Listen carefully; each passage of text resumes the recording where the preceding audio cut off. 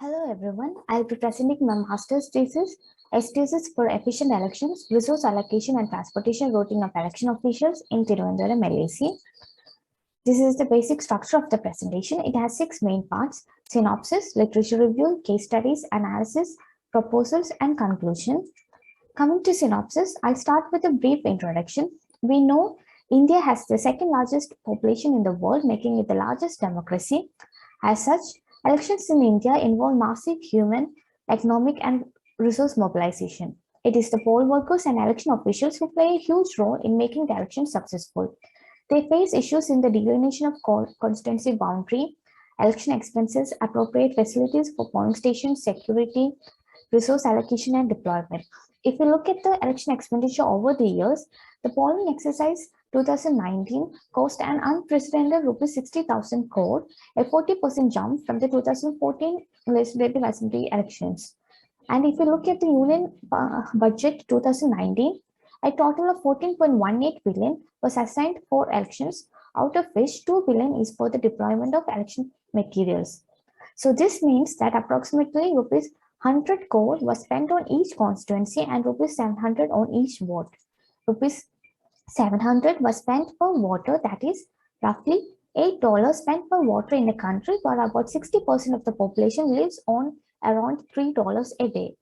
As a planner, how can we address this? By increasing the efficiency of elections. Using GIS-based SDSS can increase the efficiency, enable data accuracy, ensure scientific locations of polling stations, and rationalize route planning, etc. So the aim of my study is to develop a spatial decision support system on resource allocation and transportation routing of election officials for efficient planning of elections in Tiruvandrum, LAC. Objectives are, firstly, to identify the principles of an election management system, spatial and non-spatial data sources related to the conduct of elections and study area. Secondly, to analyze the GIS database for the study area, that is Tiruvandrum, LAC. Thirdly, to propose solutions and recommendations. And fourthly, to develop a framework of spatial decision support system for Tiruvandrum, LAC for efficient planning of elections. So this is the overall methodology. I'll start with the secondary data collection and literature review, followed by identification of spatial and non-spatial data, study area and election issues. Then I'll prepare the spatial database, which involves updating and preparation of maps. Then I'll carry out the GIS analysis like buffering, proximity, etc. And then followed by the solutions. Parallelly, from secondary data, I'll do case studies on election management, GIS, and SDSS, identify the appropriate SDSS model, integrate the ECI criteria to the model builder, then export review. And finally, develop the efficient election management SDSS framework. So these are the scope and limitations of my study. Coming to literature study, I looked into the election management system, its principal components, of which infrastructure, resource allocation, and transportation plan comes under logistic planning. Then the background of election process in India and how it evolved over the years 1951 to 2021 was looked into. Then I summarized the process, the election flow in India, like how ECI initiates the election process through nomination of political parties, deployment of election materials and personals, and how it all leads to the distribution center, polling station, and counting center. So my study will deal with election logistic planning at the distribution center, polling stations, and counting center. The ECI criteria for polling stations were looked into. To briefly state, it says that the polling station should not have more than 1,000 electors. Maximum distance to reach should not be more than 1 kilometer. Assured minimum facilities should be provided, and minimum area of 20 square meters should be provided. The distribution of assured minimum facility in polling stations in India was then studied, which showed that polling station destination or the selection is not that well planned. And then I did literature study for the SDSS, Spatial Decision Support System. So what it does is that it basically helps us to create specific decision models within a spatial data model. So case examples of the SDSS in urban planning domain was carried out. It was reviewed and compared based on what spatial decision was made. And from the final SDSS framework of these case studies, I could infer 5 components appropriate for my study. Then current softwares were used in the election in India was looked into. We have the EVP app for the voters awareness, BLO EVP app used for the officials and voters. So workflow of the BLO EVP app was looked into. It can be inferred that the BLO EVP app is an information system and not structured for decision-making purposes. It still requires manual labor and time for Nasri Naksha, location map, and transportation plan. Then case studies were done for the GIS in election management system. It was done for the Delhi, Republic of Congo, Ghana, and Meghalaya. In Delhi, a special purpose vehicle was formulated to prepare a SDSS for New Delhi Municipal Council and a map-based portal. In Republic of Congo, spatial vulnerability of polling stations were assessed in GIS for deployment of officials and security. In Ghana, GIS was used for vehicle tracking and for projecting election results. In Meghalaya, GIS-based election management system was developed for selecting polling stations and its spatial distribution. Then comparative analysis of the case studies were done in terms of the tools used, the data input, and the final functions they achieved. So these case studies show that GIS was efficient in making election processes more fruitful, and that SDSS for resource allocation and transportation routing of the election officials were yet to be researched on. Then case studies for the methods were done. From these methods for the study area analysis was formulated. So under election logistic planning, I'll be dealing with resource allocation, which includes spatial statistics like distribution of polling stations, optimum location and number of polling stations, proximity to other services. And under transportation routing, I'll be dealing with network analysis in terms of best route, accessibility, and vehicle routing. Then coming to the study area, in 2016, Legislative Assembly state elections, the Election Commission of India took initiatives to employ GIS to facilitate the election processes. So out of the states, Assam, Tamil Nadu, West Bengal, and Kerala and Puducherry, who had the Legislative Assembly elections in 2016, Kerala has the maximum percentage of increase in the number of polling stations, about 89.5%, making it crucial for the state to have a spatial decision support system. In Kerala, the TRIVANDRUM district was selected since it has the lowest voter turnout in 2014 and 2019 elections, with 68.30% and 73.45% respectively. And out of the constituencies in the district, LAC 134 is selected. So my study area is LAC 134 Thiruvandrum, which involves wards 26 to 30, 40 to 47, 59, 60, 69 to 75, 77, 78, and 80 of Thiruvandrum Municipal Corporation. So these were the maps available, but there was a discrepancy in the LIC boundary. So I overlapped the available maps and then mapped the 178 polling stations and compared the spatial boundary to fix the study area boundary. So this is the methodology I followed and the final base map that was prepared. This is a general overview of the study area. It has an area of 34.48 square kilometer. Population of electors is about 1,94,013. Polling stations, 178 stations, and polling area involves 134 wards. Parallelly, issues in election management and officials were looked into in both literature and through expert survey, and it was inferred that there is a general lack of study available in the Indian context regarding the officials' perspective, and accessibility and official deployment and time were the main issues.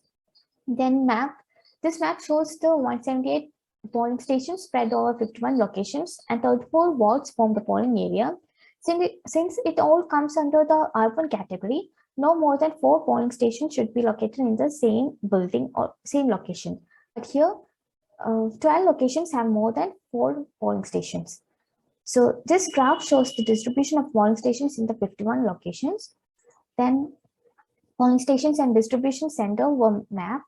Here, the Manakad Girls High School acts as the distribution center and polling station with 4 booths, and the county center again reflecting the need for proper election management system. Next, nearest neighbor analysis was done. What it does is that it redistributes the polling stations evenly within the specified area and then compares it with the current distribution. It can be inferred that there is a significant clustering of polling stations and that it is not centrally located as per ECI and does not follow any spatial pattern. Then the population density map was generated and overlapped with the polling stations and distribution center. It can be inferred that the wards 76 Bhimapalli East and 42 Pujapura have the highest population density with more than 4 polling stations in a location. Then the polling station map with electoral population was generated. The red dot shows the one with more than 1,000 electors, which is about 118 polling stations. So there is a need for alternative polling station locations, but the list of auxiliary polling stations need to be revised since it is identical to the main list of polling stations. Then polling stations of 2016 and 2021 were mapped and compared, and it can be seen that even though there is an increase in the number of polling stations, the locations have remained the same to accommodate the increasing electoral population. So again, it reflects a lack of planning. Then polling station buffer maps were then prepared. It is saying that except in wards 25 and 42, all other polling stations cater to voters within 1 kilometer radius. To address this, the other government schools, colleges within these wards were mapped, which is shown in black dots. So it was seen that these were the polling stations of neighboring legislative assembly constituencies. Then police stations were mapped. A total of 9 police stations served the area. Then transportation map was prepared. Then a network dataset was prepared for carrying out the network analysis with attributes, road hierarchy, speed, direction invariants like one-way, two-way junctions, traffic volume, road width, length, turns, etc. And then the network analysis was done in 3 scenarios. So this is the transportation route map, which is taken as the existing scenario, the first scenario, where the officials use GPS, Google Maps to get the routes from the distribution center to the 50 polling stations. Then the second scenario, transportation network analysis map was generated using GIS. Here, the shortest and safest route were taken, and the polling stations were reordered and grouped for maximum efficiency. So one more scenario called the possible network scenario was generated, assuming complete traffic control of these roads, that is by minimizing the traffic volume. So this is the table showing the selected routes, the distance and time for the 3 scenarios. This is the first scenario with GPS routing, second scenario with the GIS network routing, and third scenario when the traffic volume of the GIS network routing was reduced.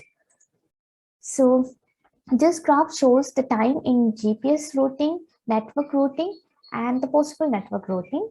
So we can see that in the possible network routing, it reduces the total time required for the transportation officials, election officials, materials from the distribution center to the respective polling stations by half. And as such, using a spatial decision support system can make the transportation process, the planning process smoother by saving time, work, effort, and cost. Then maps showing the polling stations, distribution center, and election services like the police station, fire stations, and hospitals and health services were prepared for the study area. The proximity and near analysis were done for each. So this was for the polling stations, the police station, fire station, and health services. And from these, the serviceability map was generated. So this is the serviceability map. It can be inferred that 31 polling stations were highly serviceable in terms of security, safety, fire, and health services. It implies a potential that if all the locations are in good serviceability zone, then the number of officials and personnel deployed can be reduced. And then remaining 19 polling stations were further classified according to the serviceability need hierarchy, like low response need, medium response need, and high response need locations. Then coming to proposals, based on the analysis and inferences, the SDSS model framework is developed. So this is the software framework showing the conceptual flow, input, output of the model. The prototype model have 6 parts. Part 1 shows the LAC boundary, the number, ward name, boundary, roads, water body, landmarks, etc. Part 2 shows the polling stations, the health services, police stations, fire services. And part 3 involves the automatic computation of proximity, near election services, and serviceability map of the polling stations. Then part 4 carries out the network analysis, routing models. Then part 5 shows the poll worker feedbacks and preferences. And part 6 includes the designation of polling stations. So coming to the first proposal, that is at the distribution center, it is to have an alternative collection points for the polling officials near the distribution center. So this is to address accessibility issues of officials who lack private vehicles to reach the distribution center. So for the study area, the major nodes and junctions from the distribution center at Manakadu, which is easily available, were mapped, identified, and overlapped with the land use map to identify potential collection points. So public vehicles can be assigned to these locations to transport officials from collection points to the distribution center. Then proposal 2, a strategic approach for selecting the polling station should be made necessary in order to address the accessibility issues at the polling stations and also the issue of voters exceeding the maximum distance to reach the polling stations. So spatial optimization method can be used. It calculates the capacity to double P median for a given precinct and generate the selected facilities. To show a demo in the study area, 25 and 42 ward was overwhelmed in terms of electoral population and spatial cover. So spatial optimization for these wards and the neighboring wards are carried out. Here, all the possible facilities, the possible polling stations are mapped. The Euclidean distance from these maps, from these wards to the facilities are calculated, and the ward is assigned to the polling station in the closest ward. So the green dots show the ones that was finally selected. Then proposal 3, the poll worker survey. Since India conducts elections every 5 years, regular use of poll worker survey after each elections can help in better policies. Then this solves the issues regarding the lack of election personnel perspective in election-related studies. And British General Election Poll Survey is taken as one of the most successful surveys in this field. So it was looked into, and from the 4 survey categories of the British General Election Poll Survey, the ones relevant to India, 3 categories were identified, which are the problems experienced by the poll workers, forms of poll worker trading methods, electoral maladministration at the poll, and an additional category, the poll worker satisfaction, is also proposed. Then under recommendation, the first one is the impact of poll workers. Most states in India deploy about 1 poll worker for every 75 voters. The vast difference in voter volume, geography, polling place, environment, budget, and jurisdiction means that a one-size-fits-all approach is not necessarily apt. So in Kerala, based on the high literacy rate, 96.2%, and a perception of electoral integrity and electoral knowledge, there is a possibility to increase the number of voters served by 1 polling officials. Thus, the present number of total 8 necessary personnel deployed at the polling station can be revised and reduced. And then recommendation 2 is to completely carry out e-elections. It is possible in the future to completely carry out the e-elections. So a 3-step transformation is suggested based on the literacy studies. First step would be to use it as an alternative in some states, like as in Switzerland, and the second step would be to carry out e-election in some constituencies, like in US, and then third step would be to carry out complete e-elections, like in the country of Estonia. So this could reduce the overall cost, traffic, and resource consumption. The SPEEP